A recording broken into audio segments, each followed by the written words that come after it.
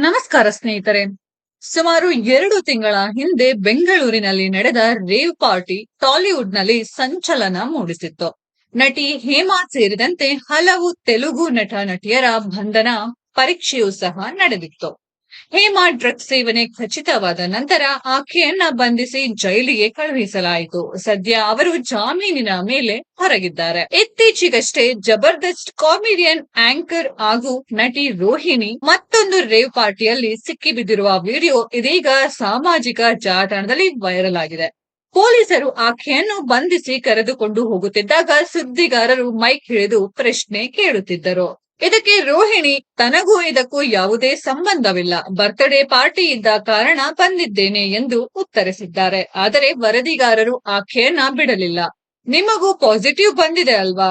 ಆ ಪ್ರಶ್ನೆಯನ್ನು ಅವರು ಕೇಳುತ್ತಾರೆ. ಇದಕ್ಕೆ ರೋಹಿಣಿ, ನಾನು ಪರೀಕ್ಷೆ ಮಾಡದೇ ಇರುವಾಗ ನನಗೆ ಹೇಗೆ ಪಾಸಿಟಿವ್ ಬಂತು ಎಂದು ಸದ್ಯ ಈ ವಿಡಿಯೋ ಸಾಮಾಜಿಕ ಜಾಲತಾಣದಲ್ಲಿ ವೈರಲ್ ಆಗ್ತಿದೆ.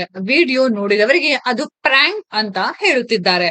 ಬರ್ತ್ಡೇ ಬಾಯ್ ಚಿತ್ರದ ಪ್ರಚಾರಕ್ಕಾಗಿ ಇದನ್ನು ಮಾಡಲಾಗಿತ್ತು ಎಂದು ತಿಳಿದು ಬಂದಿದೆ. ವೆರೈಟಿ ಇರಲಿದೆ ಎಂದು ರೋಹಿಣಿ ಹೀಗೆ ಮಾಡಿದ್ದಾರೆ ಎಂದು ವರದಿಯಾಗಿದೆ. ಸ್ನೇಹಿತರೆ, ಈ ಒಂದು ವಿಡಿಯೋದ ಬಗ್ಗೆ ನಿಮ್ಮ ಅನಿಸಿಕೆಯನ್ನ ಕಾಮೆಂಟ್ ಬಾಕ್ಸ್ ಅಲ್ಲಿ ಕಾಮೆಂಟ್ ಮಾಡಿ. ಈ ವಿಡಿಯೋ ಇಷ್ಟ ಆಗಿದ್ರೆ ಲೈಕ್ ಮಾಡಿ, ಶೇರ್ ಮಾಡಿ, ಚಾನೆಲ್ ನ ಸಬ್ಸ್ಕ್ರೈಬ್ ಮಾಡಿ, ಪಕ್ಕದಲ್ಲಿ ಇರೋ ಬೆಲ್ ಐಕಾನ್ ನ ಹಿಟ್ ಮಾಡಿ. ಮುಂದಿನ ವಿಡಿಯೋದಲ್ಲಿ ಭೇಟಿಯಾಗೋಣ. ಧನ್ಯವಾದಗಳು.